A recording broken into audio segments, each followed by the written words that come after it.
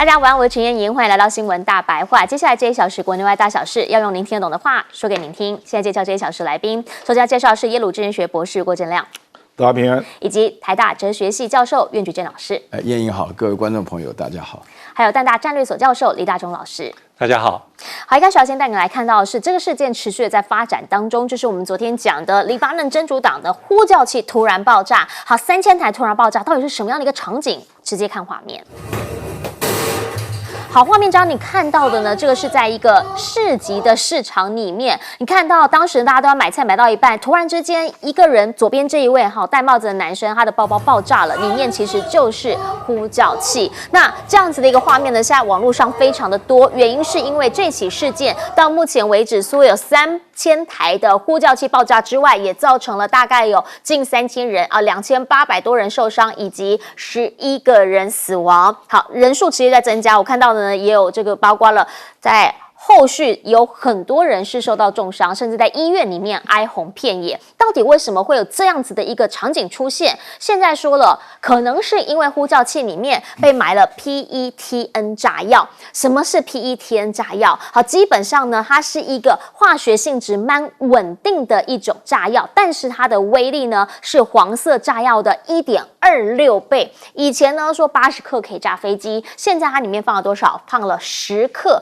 透过电池来将它引爆。因为每一个爆炸前的这个事件呢，都会听到这个拥有者呼叫器拥有者会讲说，它好像过热了，它异常的热，所以有没有可能是这样的方式来进行这一次的爆炸案？没人知道。好，后续都还在查，可是也就在这个时候发现，不是只有 BB 扣而已，因为呢，对讲机也爆炸了，好几个地方的对讲机，来自日本的对讲机发生了爆炸意外，目前造成了20死，450伤，地点在黎巴嫩的南部，还有首都贝鲁特的南部郊区，说呢都有这种真主党成员的手持无线电对讲机爆炸意外。附近呢，甚至还有包括了住宅啊、车辆啊、通讯行，因为爆炸的威力，通通遭殃。大家也开始在讲了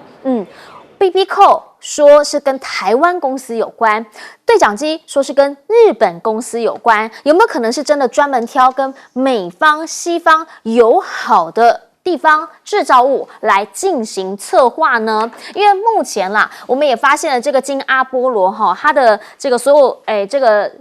负责人今天已经到检方这一边来进行讯问。刚刚说呢，还回公司拿了一个东西之后，还要去地检署这边来进行复讯。那为什么会跟他有关？因为呢，早期有一段时间 ，BB 扣这些制造公司，他们都到了对岸这边来设厂做生产，结果呢，他留下来了，反而因为留下来，变成了欧美国防单位爱用，甚至13年前还有杂志报道说呢，他算台湾之光，是用对讲机扣住 FBI 的心，这样子的一个标题来做报道，原因是因为它没有在中国生产，又或者是进行代工。好啦，如果是这样的话，这起事件太复杂，太像电影了，怎么发生的？矛头通通指向会不会是摩萨德动手？好，原因是因为它是很厉害的情报组织嘛，世界4大情报组织之一，有可能是远程来触发引爆吗？另一个可能性是说8200部队，说这个实力是媲美美国国安局的，它跟摩萨德不一样哦，不属于情报系统，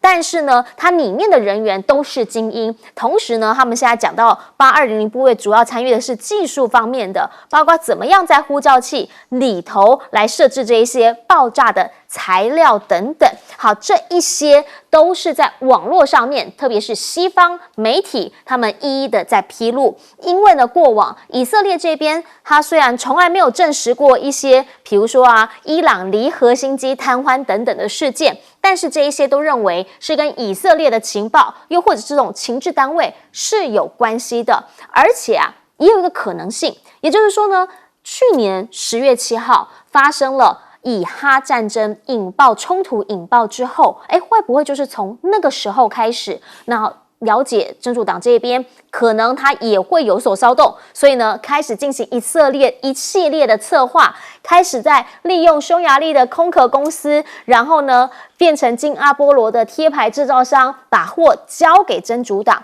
现在纽时就曝光了，说这个 BAC 公司有可能就是以色列所创的空壳公司，甚至还说他们有设2、3家。后来，因为呢，真主党有跟这一家来做联系，所以他们就开始把它来作为真主党上钩的一个目标，称为现代木马屠城记。听起来这是一连串的策划，而且呢是多个不同面向角度在慢慢的循序推进当中，因为你还得要等他把呼叫器通通发出去之后，你才会进行引爆。那如果是这样的话 ，BBCO 加入以色列的通讯设备是在真主党去年所发生的事情，他获知之后就开始透过这样子的一个路子，这样子的一个情境设计来暗杀。因为过往1972年，以色列为了报复巴解呢，他还曾经是暗杀了11名的运动员。那个时候呢，也就曾经用电话下面的大理石基座来进行这一项行动。1996年，那个时候呢是要杀他们谁？他们的一个工程师。结果呢，他们是买通了一个人员，把手机里面埋炸弹交给那个人，然后进行引爆。2020年，伊朗的核科学家，好，那个时候呢，他是在公路上头被刺杀的。据说以色列是用卫星遥控武器结合人脸辨识的人工智能，远端操控机枪将他暗杀。听起来都很像是电影情节，但是2个电影情节在真实世界上演的时候，就是死伤非常惨重。这起事件3000台的真主党呼叫器爆炸事件，画面在网络上面持续的在传播的同时，大家也想知道到底发生什么事。以色列以前针对特定的政治敌人、军事敌人进行暗杀，这个大家可以理解啊。你这是针对不特定对象，对，而且大量的传呼机是平民使用，那甚至《纽约时报》也非常的生气啊。《纽约时报》是犹太人的报纸啊，昨天就立刻登了一大版啊。那其中有一个9岁小女孩的葬礼啊，他就接到传呼机的叫声，然后他会隔10秒才爆炸嘛。然后那个小女生就要把传呼机拿去给她爸爸，那就拿给她爸爸的时候就炸开啊。那伊朗驻黎巴嫩的大使一只眼睛被炸瞎啊，就说你这个等于是漫无目标的这种行为叫恐怖主义啦，所以连《纽约时报》都不能忍受啊。所以我觉得，所以以色列到现在也不敢承认是他干的，没有承认。那目前是这样啊，因为《纽约时报》有去做了调查哈，说有人在当中介啊，那就查到了匈牙利 BAC 那家公司。可是匈牙利政府的发言人也出来否认，说不是在他们那边生产的啊。那可是就有人在2022年就开始进货，就进到黎巴嫩、阿拉伯地区了，所以他布局很久，布局了将近2年啊。所以我觉得比较像是8200部队的做法啦，就是说他们很可能自己设置了一些供应链，那就进口一些。比如说进口日本的这个传呼机啦，进口了这个金阿波罗的这个传呼机啊，因为金阿波罗这个是世界名牌啦，美国的 FBI 的标配是，那他们大概就研究吧，那大概怎么做啦？那因为你大概做了差不多，人家也看不出来，这个东西不可能是台湾出去之后，他拆装之后再把炸药弄进去，不可能，因为它是超声波封装的。所以一定要在制造的过程中就直接放进去，它放进去的就是 PETN，它是比硝化甘油更稳定的爆炸物，它大概只加1克到2克，就涂在电池上面。那这个技术具体我不知道，可是我知道是不是一响就炸，是大概隔10秒钟，所以这个真的是蛮可怕的啦啊。那可是我们台湾可能会受到池鱼之殃啦，就说这个没有错，不是台湾出口的。我们财政部昨天晚上就紧急去查海关的记录，包括经济部，确实不是我们做的啊。可是，台湾这家公司确实跟匈牙利的 BAC 有授权合约，所以我是建议啦，这个授权合约要公开啦。因为我跟你讲啊，这个已经造成很多人会无端受害。是哦，比如说我们台湾的科技产品，那阿拉伯地区的人会怕嘛，不敢买了。不敢买啊，这个真的会慢开。而且我也看到，坦白说啊，这个国安局不要太紧张啊，你应该去看中东的脸书好不好？中东一大堆脸书就在那边乱传，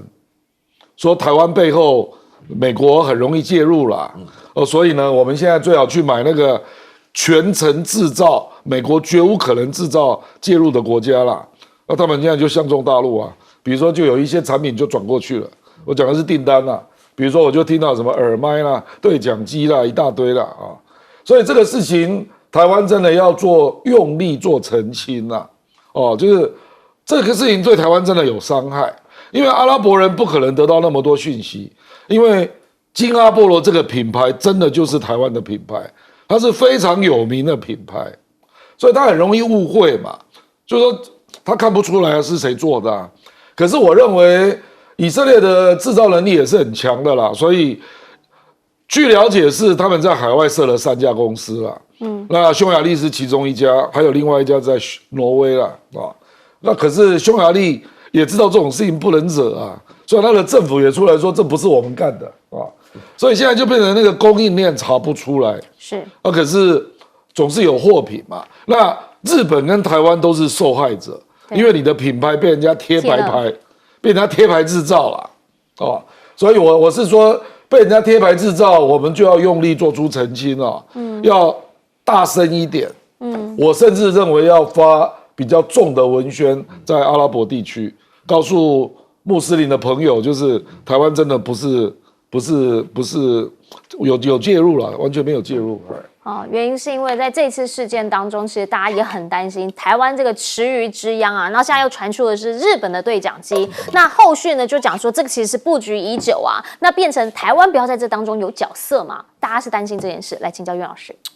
这个不只是呼叫机啊，也不只是对讲机啊，现在据传的话呢，连轻型摩托车啊，只要涉及到无线通讯的，都有可能啊。我现在讲的是莫名其妙的发生爆炸。主要的原因是我想了一整天，也想不清楚这个是怎么会发生的，因为这事情里面牵涉到的细节非常多，因为这个不是1个2个的，以前暗杀的时候针对有特定对象，这次是无差别的这种杀人的，而且我讲到的情况下，目前为止所得到的消息，11个人死亡里面包含2个小孩，然后当时现在还有200多人住在加护病房里头，有3400多人的话呢要送医急诊，那这样子一个大幅度的使用当中的话呢，就是出现了一个非常奇怪的结果。不过我们老早知道，这边提到8200部队啊，就在台北街头上可以买到一本书，是中文的，那个繁体字叫《虎之霸》啊，《虎之霸》是一句希伯来文的话，意思就是说是他的教育的方针啊。里面的话特别强调，就以色列特别重视无线通讯，甚至于他们读大学之前，高中毕业的话呢，就是选出优秀的人参加8200的部队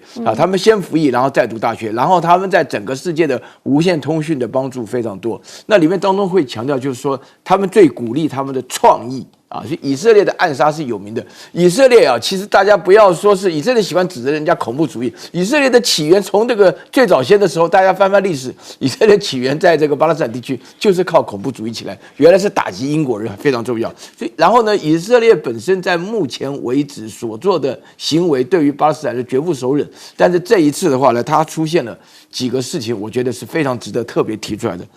第一个的话呢，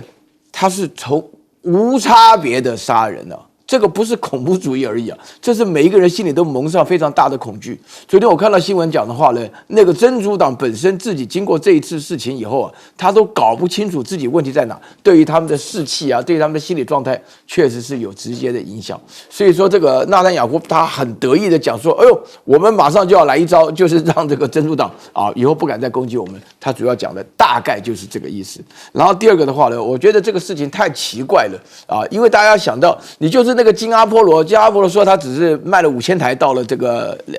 黎巴嫩地区，要分给这些人，怎么想知道这些人啊？这些人的话呢是真主党的什么的啊？大家看到那种情况，因为我问了一下，很多人配这个呼叫机的时候都放在肚子上，然后一放，那个肚子上加上这么大的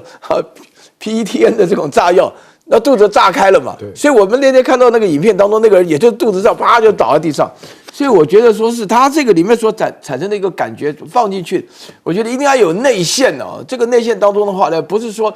就刚刚亮哥讲的非常对啊，我们台湾要对这个中东地区要解释啊，我们这个贴牌的话呢，我们本身只是赚一点这种权利金啊，其他没有任何事情，否则的话呢，台湾跟日本根本就是啊，我们自己也知道啊，每个月我们干什么，我们会不干吗？能不干？还有另外最后就讲到无线通讯这个大崩盘了，因为我自己都觉得说，我现在拿的这个美国人造的手机啊，或者它里面设计的手机就相当危险啊，就大家要注意一下。请教大钟老师怎么看？对啊，第一个就是包括像我们新加坡跟日本这个 ICOM 公司就生产 BBQ 跟对讲机，大概一般的判断都是背锅了但是就像刚才前面两位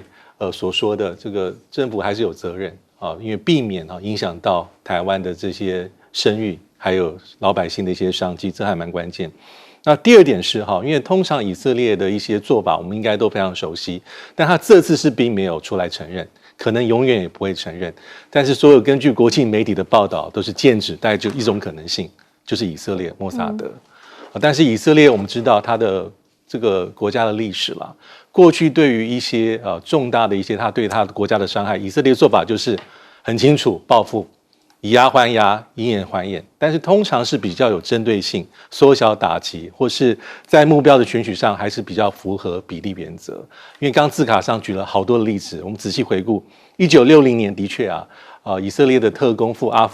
阿根廷绑架纳粹的战犯，千里追凶这位很有名叫做艾希曼回国受审，这也拍成电影。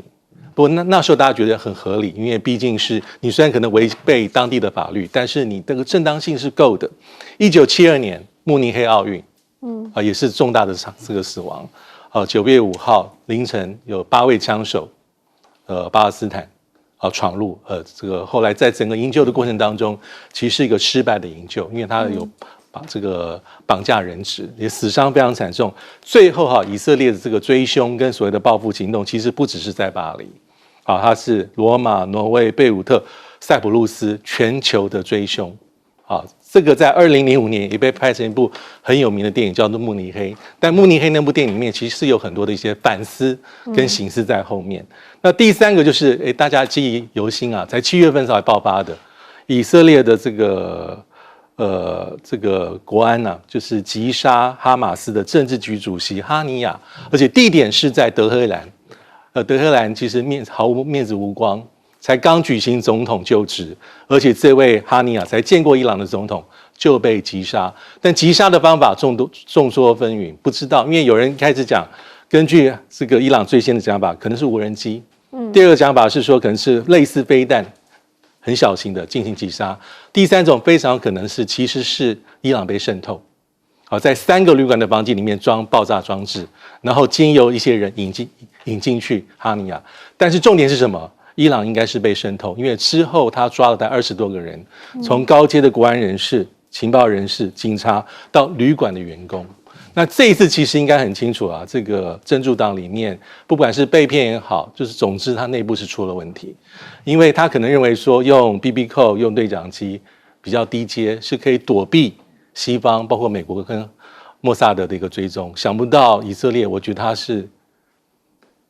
以以色列而言是一个非常成功的击杀。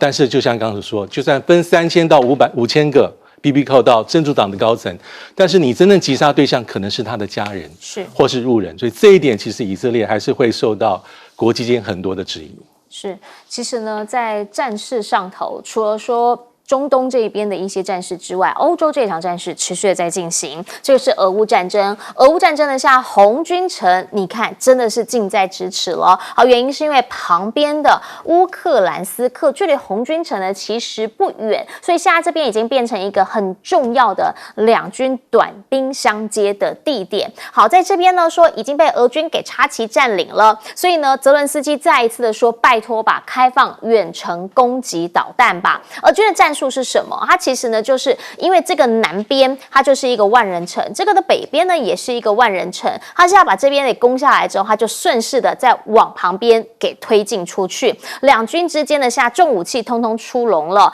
乌克兰这一边呢，他们使用了什么？使用了这个包括了投放旅热剂开始来进行作战，那俄军这边就不用讲啦，温压弹啦，甚至是巡弋飞弹等等的武器是沉重的交叉在攻击着。而另一个部分呢，则是无人机。这一次呢，在俄乌战场上头，无人机扮演着非常重要的角色。乌克兰这一回无人机是去炸俄罗斯境内的大军火库，好，因为呢里面就藏弹药嘛，所以呢，当你把它炸下去之后，你看看这个火焰是不是就很像是说原子弹爆炸那个火云这样子，火焰云，让大家看到了说规模呢相当于一枚原子弹。那两边持续的在轰炸对方，与此同时，泽伦斯基他需要更多的澳元。这一回是跟谁谈？跟波兰的外长谈。结果说呢，在基辅的这个见面，媒体的报道是说，两边气氛非常的紧张，甚至说还发生了激烈的冲突。好，波兰这边对于泽伦斯基的态度呢，他感到非常的讶异。乌克兰现在基本上啦，他是越界去攻打俄罗斯嘛，所以他自己本身也有一些的压力，因为普京已经说10月1号要把失土给收回来，现在甚至看到他宣布全面更新军备，要提供的是现代化高精准武器，还有不同种类的无人军，所以让美国这边认为说，他们是持续的在壮大当中，比以前还要来得更强，甚至规模会持续更大。毕竟他现在也再一次的征兵了。那也让美国很尴尬的是，当美国国会去拆解俄罗斯的武器的时候，竟然发现有40%的零件是来自于美国半导体，40%呢都是由他们4家美国公司所供应制造的，所以就让他们小组呼吁这些公司必须要出面来说明啊，都制裁这么久了，到底为什么这些零件还会出现在俄罗斯的武器里面，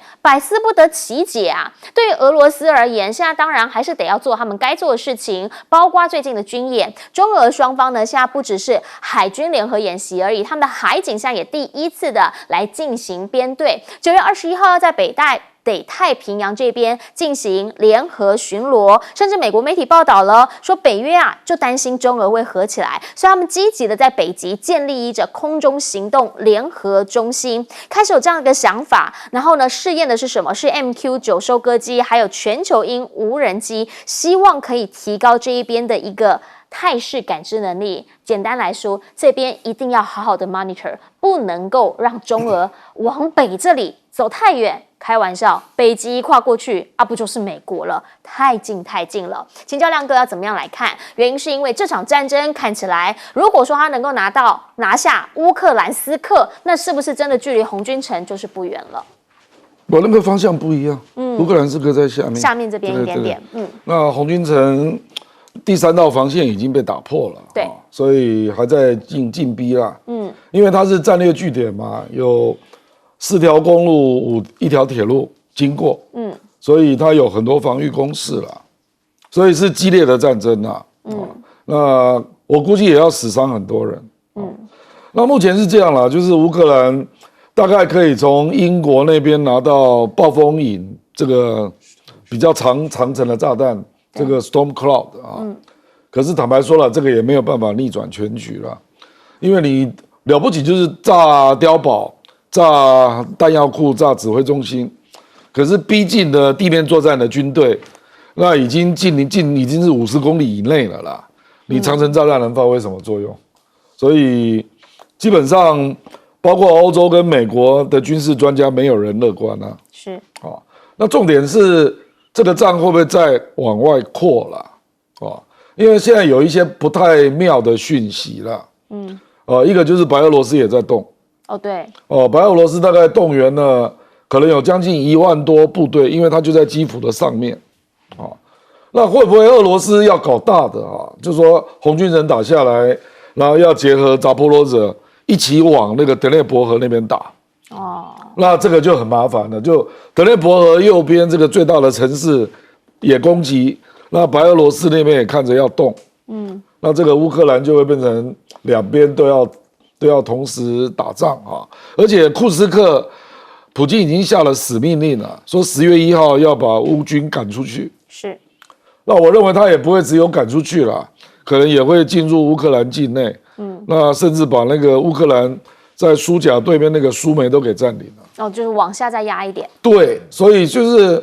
没有一个方向对乌克兰是有利的啦。而且俄罗斯上个礼拜刚宣布要再征兵18万人，是，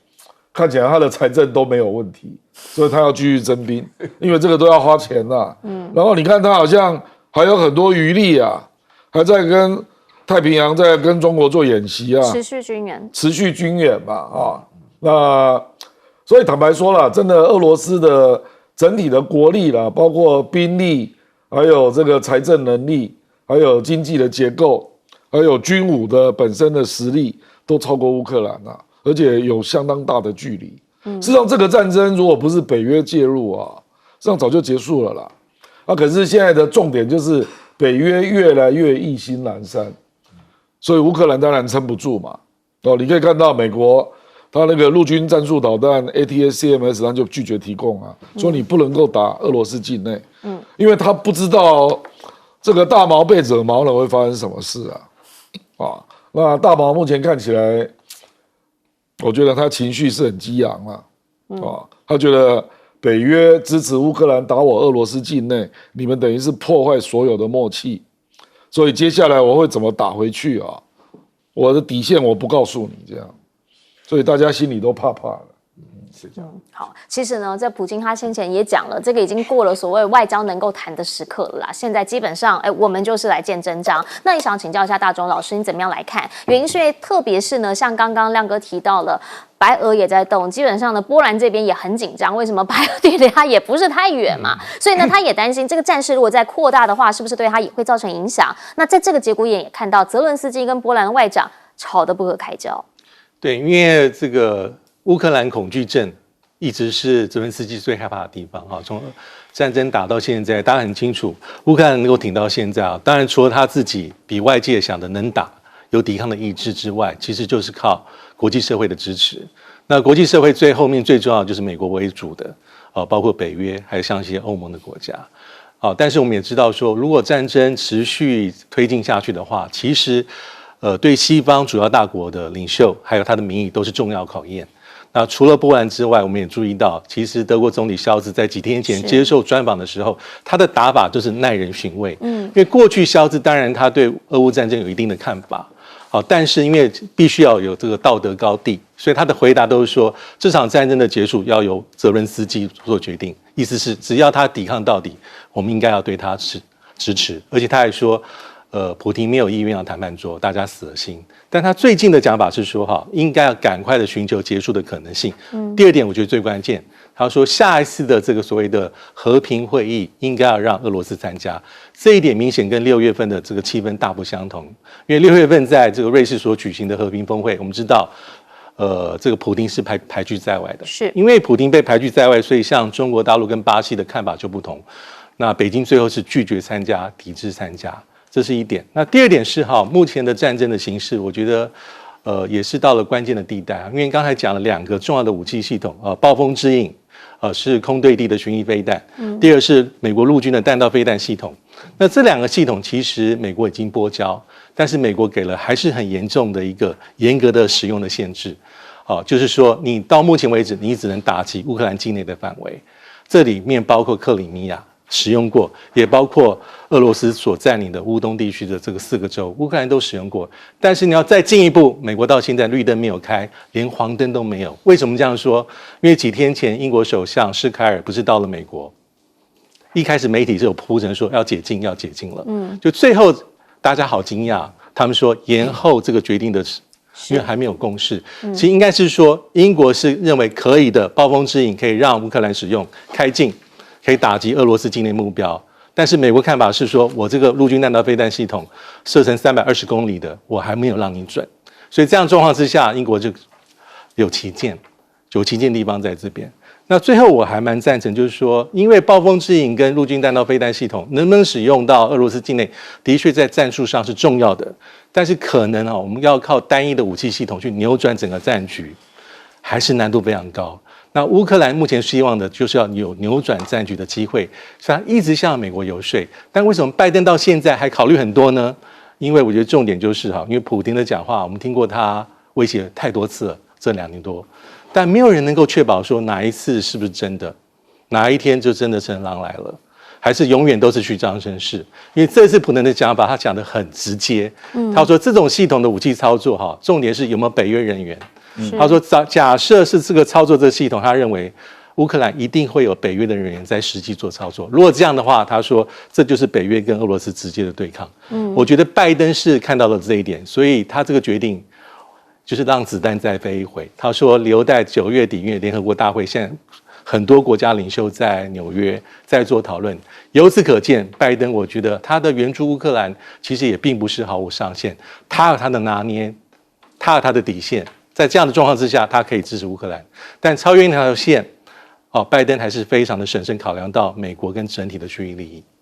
毕竟呢，刚刚这个大钟老师所讲的那一段访问是丹麦访问，所以表示呢，他是非常强烈的要跟外界来释放这样的一个讯息，就是你不要以为我真的不敢了英国、美国小心一点，我其实还是有可能了，你不要来卷入。来请教岳老师怎么看？我针对于波兰跟波兰的外交部长跟泽连斯基之间发生争执的部分，稍微做一点说明因为从2年半以来俄乌之间的冲突跳得最高的国家，做得最死的国家，大概就是波兰了我有很多朋友是波兰裔他们非常恨俄罗斯人那种恨法的话呢，感觉上也是各方面的。那现在的话呢，乌克兰人的话呢，就是我就稍微提醒大家，就是3个礼拜以前的时候，乌克兰的这个外交部长叫库列巴他因为到了这个波兰接受访问的时候呢，讲错话了，然后就辞职了。为什么讲错话呢？一个外交部长他不可能讲错话的，外交部长就是基本上捍卫国家的利益。那讲什么话呢？他就讲到沃伦大屠杀那个波兰本身的话呢。因为波兰现在，我1996年到波兰去的时候，那波兰刚加入，就是刚开放了后来到2000年的21世纪开始加入了，先加入了北约，后来加入欧盟什么的，各方面现在机会完全不一样。那个时候波兰本身蛮惨的蛮惨，但是现在的话就很得意，尤其在乌克兰面前。然后呢，那个库列巴讲说，他首先呢就是说，波兰希望这个库列巴借这个机会道歉。为什么道歉呢？因为呢，2次大战期间，大家有不知道一段历史就是乌克兰是欢迎纳粹的那乌克兰的话本身代表，那这次情况呢，请大家注意那个普京原来讲的特别军事行动，主要的一个目标就是消灭纳粹就是普京一口认定就是那个亚速营基本上就是纳粹的思想。所以说呢，在这种情况之下呢，所以的波兰呢，其实他们心底下被这个波兰式的纳粹杀了很多，而且波兰现在本身的话又开始重新赞扬他原来的纳粹领袖，所以说波兰就要求库列巴表达这个，他们也谴责纳粹，也表达歉意就是沃伦大屠杀杀了，据说那个人数从7万到10万人不等那当然波兰会觉得很窝囊因为，然后呢，就是说库列巴本身呢回去被要求辞职，他的确辞职以后就抖出一大堆事情来。那泽连斯基跑到华沙，就是波兰的首都，去斡旋这个关系，想讲得好一点，又来了，而且呢这次更惨，就是说呢，这个波兰的就直接提出威胁，就是说如果说你没有按照我们的意思来做的话，你休想加入欧盟。现在就是我们变成一个最大的麻烦，因为欧盟本身加入需要所有的已经的成员国的这个共同的协议，每个人都有否决权嘛，所以在这种情况下，那泽连斯基他现在呢，他本身呢跳得很高他自己觉得自己相当重要就不吃这一套，不吃这一套的话，他们发生冲突的原因的话呢，就是说，我觉得波兰的外交部长也是在演一场秀，这个演一场秀的主要原因是因为就欧盟国家当中原来就是最支持这个俄乌冲突继续发展下去的波兰呢，已经发觉说，这个泽连斯基在支持下来讲，对大家都没啥好处。那可以从这个刚刚可以看得出来一件事情，就是说，原来媒体一直在拱火，讲到说是这个，就是原来什么陆军战略导弹然后又是什么英国的什么沙漠阴影什么这些武器的话都要给乌克兰用来干嘛？就要打击这个俄罗斯境内。那被普京一下子警告以后。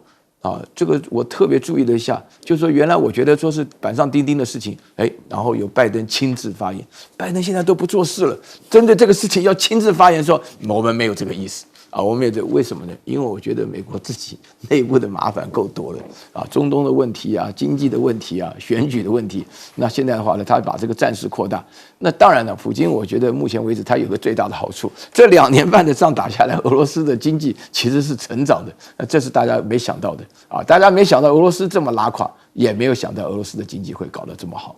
所以说呢，这个出现了一个很多的细节需要了解一下。好，其实在整个太平洋地区呢，这2年变化也蛮大的。今天这个消息出来说，很多人说哈是真的假的？日本新干线说行驶到一半，竟然发生了列车脱钩分离的情形，直接看画面吧。好，当时呢说是日本东北新干线准号还有小艇号他们连接列车，说那个时候呢是要前往东京，结果后来在经过古川站和仙台站的时候，列车当中的零件松动了，所以造成车厢脱钩，才会紧急停驶。320名乘客目睹了这个事件，很离谱，但是呢，没有传出伤亡消息，算是不幸中的大幸。大家就会讲，日本人不是最严谨吗？怎么会新干线发生这样的事情？犹记当年是什么？是邓小平还特别去试乘日本的新干线列车，还说这个就是我们需要的速度，我们很需要跑。讲到了新干线，大家就想到了。其实呢，后续的几年当中，你也看过日本的新干线，希望呢把它的技术给外销，但总是状况连连。2017年那个时候呢，印度西部的高速铁路它也开始启动，采用就是新干线。本来说2023年要开通，结果后来呢大幅的推迟。那再后来还包括什么越南？越南当时呢也是说要请日本新干线来帮忙，谈了多年始终没进展。现在说呢要改跟中国这边来进行合作。那当然了，也是因为中国近年来的基建，包括了盖高铁包括了盖铁路运输等等，让大家看到他们确实会做这件事情。目前习近平要邀请大马的最高元首伊布拉辛去北京这边来进行访问。伊布拉辛去到那里，他就讲还要做一件事，叫做争取基础建设的支持。好，马来西亚呢很重要嘛，他希望有大批的人，可能他会去新加坡这边来工作是通勤的，希望能够再恢复加强新加坡的交通连接计划。6月的时候，李强其实有去马来西亚访问，已经有说了他要支持这个发展交通连接计划，还透过了3000亿台币的东海岸铁路呢，让中国、辽国、泰国支持的铁路来相连。整个东南亚，你未来会看到的是一个绵密的铁路网。而与此同时呢，大家也看到了越南现在在海底的那个海缆网络正要开始来进行。路透社的一个独家，他特别提到了说呢，在2030年他要新建10条海缆线。好，这件事情就让美国很在意。其实呢，从美国2020年开始，他们就持续的希望是干净的海缆，所以现在呢要加强游说，拜托不要让华信这一些 CP 值很高的、性价比很好的公司来做这些事情，希望能够排除中方，因为他们担心啦，这些海底缆线万一有重要的资讯、资料、数据在传送的时候，第一会不会被截，第二会不会变成一个网络安全问题。而且呢，美国副国务卿不都已经讲了吗？ Kirk Campbell 讲说，现在中国已经成为美国史上最大的挑战，甚至更胜于冷战时期。从这个观点，你就可以知道说，两方现在基本上是已经到一个不太想要水火不容的状态，但是又必须要持续的保持沟通。经济上面，先前也听到他们要脱钩。美国其实前2大债主是谁？一个是日本，一个是中国。结果在7月的时候呢，大家都开始在抛美债，当然也因为跟最近的一些利率的变动是有关系的。可是呢，在美中对抗的同时，欧洲的他到底是持一个什么样的态度？现在的关税问题，看到法国这边他们的酒商很直接的讲了，出来抗议的原因是因为当你对中国的电动车在加税的时候，你看这些酒商站出来，他强调你对他加税，但是问题伤的却是我们酒商，害惨的是我们。大家呢把车子开出来，好，这一些呢都是在他们酒园里面用的车，他们就讲了，不希望中国电动车加征关税，影响政府的这一些酒农们的生计。目前呢，他们说如果失去中国，会有损失25%的出口，1/4。非常重大。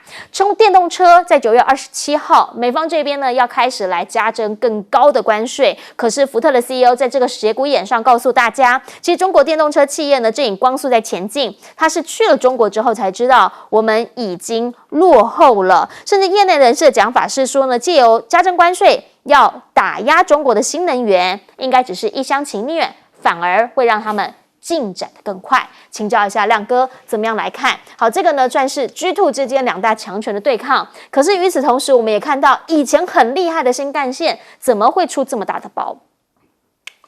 就是老了嘛，不啦，当老大当久了，这个叫老大的包袱了。事实上，你也可以看到特斯拉相对于这个中国电动车的崛起，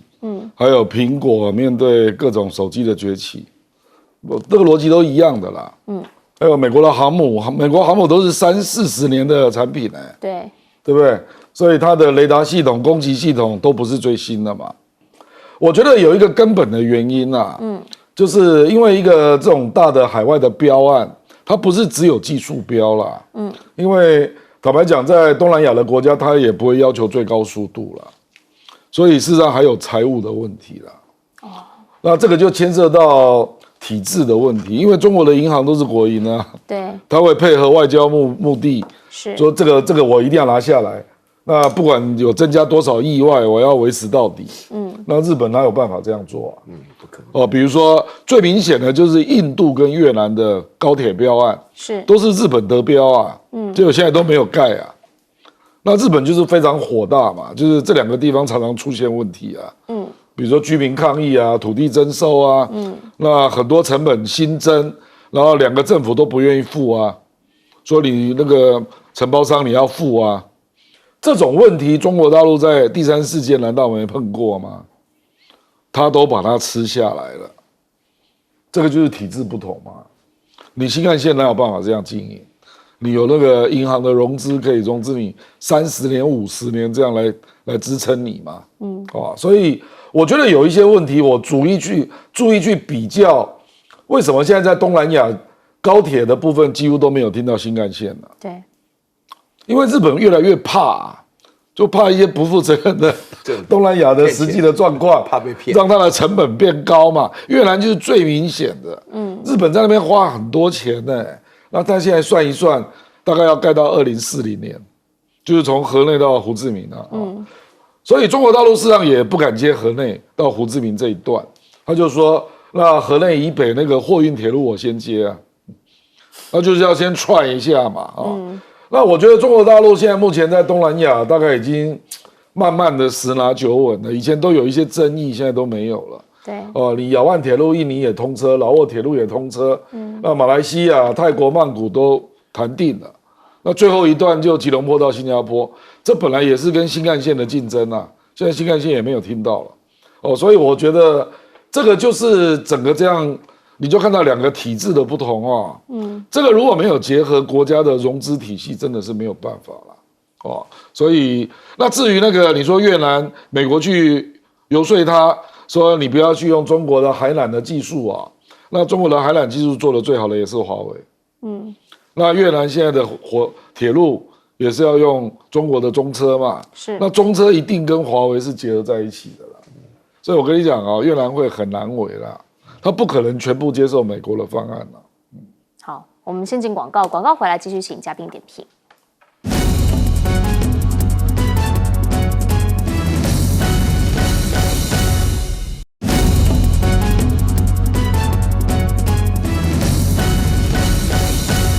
好，我们讲在基建这一块，其实中方现在的一些进展以及他们一些成果是大家有目共睹的。但是海缆电线这件事情，请教苑老师，现在中美之间彼此要角力了。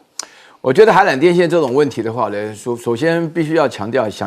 你做任何事情想要把人家排除的时候呢，你就要天天看自己有没有这个实力把人家排除。这里头的话，当然如果是做生意的话呢，应该是在商言商了。那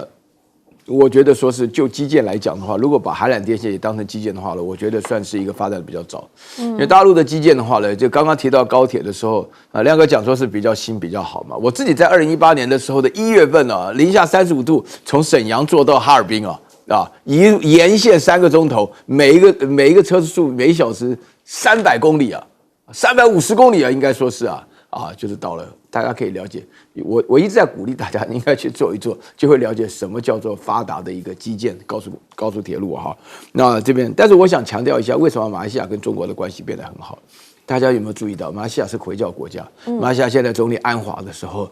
他们环顾世界，真正能够替穆斯林讲几句话的替加沙走廊讲话的，一直强调和平的方式，一直强调就是按照联合国的方式来处理的，就是中国那而且的话呢，那个俄罗斯在是交战的情况下，所以说呢，马来西亚跟中国关系会发展。不但如此因为现在整个亚洲地区的话呢，对中国的观念呢，包含了文莱包含印尼印象好得不得了。这个跟中东之间的冲突是有直接的关系的哈。那另外的话呢，就是讲到这个干邑其实在法文叫 Cognac 就是我们所谓的白兰地了它是个地名叫 Cognac 是。我不晓得大家记不记得那个不久前然后那个马克龙访问这个习近平访问中国的时候，在广州遇到了这个习主席的时候呢，他呢送了习主席2瓶上等的干邑为什么呢？因为呢他一再强调，就是呢希望中国呢不要忘了法国的干邑生产者。我跟你讲，这个其实是非常重要。你如果到法国的话，了解的话，法国所有的地方他们都产葡萄，而且高级的葡萄的话呢，经过发酵就是这个所谓的这个葡萄酒的二锅头就是这个白兰地了是这样的情况下，就是说让它提升它的这个发展把它的酒精度提高，然后比较香比较纯，而且呢就是说它的成本上各方面来讲也有传统嘛，大家就觉得说红酒要喝法国的，那这个白兰地 Cognac 也是要喝法国的，所以说对法国来讲，但是目前为止的话，法国就很不高兴了。为什么？因为法国跟中国的关系不错法国就不甩美国这一套，但是呢，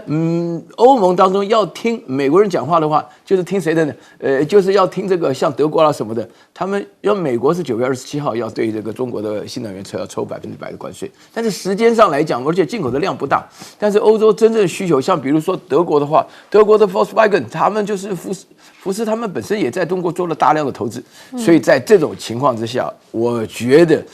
在商业的贸易上要抵制中国，对于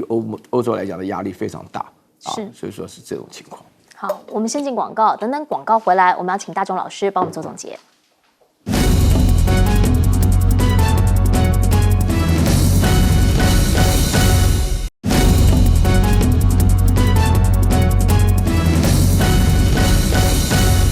节目最后，请大钟老师帮我们总结。第一个是因为越南为什么现在它这个海底电缆的更新大家这么关注？因为它现有的5条是老迈了，是它必须得换，所以在2030年它有10条更换海缆的计划。那重点是美国，如果根据媒体所披露，至少6次美国官员表达关切，希望能够游说这个越南你尽量能够排除这个华海通信。因为华海通信，美国说这个还是跟华为相关，但越南只说这个是一个这个中国大陆只说这是一个独立的公司应该无涉所以到底怎么看？我觉得这就是一个美中之间在东南亚一个竞争的缩影。那第二个是我们看到马来西亚的最高元首应中国大陆之邀去大陆做重要的访问。那其实当然我们知道它的体制里面是君主立宪主要这一次去当然是目的要争取很多的一些中国大陆对马来西亚的基建的支持